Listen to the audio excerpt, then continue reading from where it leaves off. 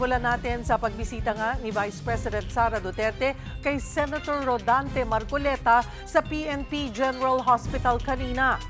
Nakaranas ng chest pain at pananakit ng batok ang senador matapos arestuhin dahil sa kasong plunder. Magbabalita si Mobile Journal, Jazz Paredes. Jazz, kumusta na ang lagay ni Senator Marcoleta? Cheryl, sa ngayon, clinically stable na si Senador Rodante Marcoleta, ngunit fluctuating pa rin ang kanyang blood pressure. Pasado 7:30 nga ng umaga kanina, ay binisita siya ni Vice President Sara Duterte dito sa Campo Crame sa Philippine National Police General Hospital.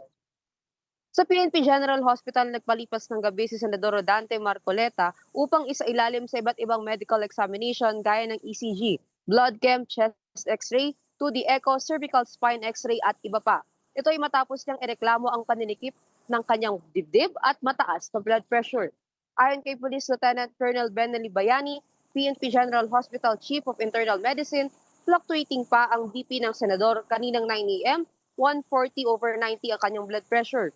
Habang naglalaro naman sa range ng 130 to 140 at 80 to 100 ang naitalang blood pressure mula sa monitoring ng kanyang BP. Pakinggan natin ang kanyang pahayag. Sa ngayon po, fluctuating po ang BP niya for now. Siyempre, considering po yung age niya and the comorbidities po niya. Known hypertensive po kasi si Senator Marcoleta, so kailangan po nating i-monitor yung kanyang blood pressure. Isinasailalim pa sa workup o laboratory test ang senador at inaantay pa ang resulta nito. Iniinda pa rin daw nito ang chest pain at knee pain o pananakit ng kanyang batok at dibdib. Dahil dito, posibleng umabot ng 2 araw o hanggang bukas ang kanyang pananatili sa PNP-GH gaya ng naunang sinabi ni Interior Secretary Remulla. Stable ngunit hindi pa fit to stand for trial ang senador. Pinumpirma rin ng PNP na may ilang mga dumalaw kay Senador Rodante Marcoleta gaya ng kanyang immediate family members, legal counsel at Vice President Sara Duterte. Pasado alas 7 daw ito dumalaw si senador habang pasado alas 8 ito umalis sa ospital.